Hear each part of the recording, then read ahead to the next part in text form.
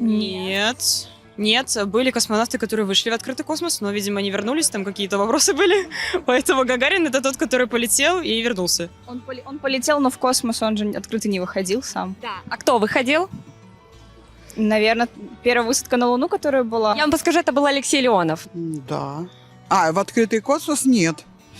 Он в корабле полетел. А в открытый космос, если я не ошибаюсь, вышел Леонов.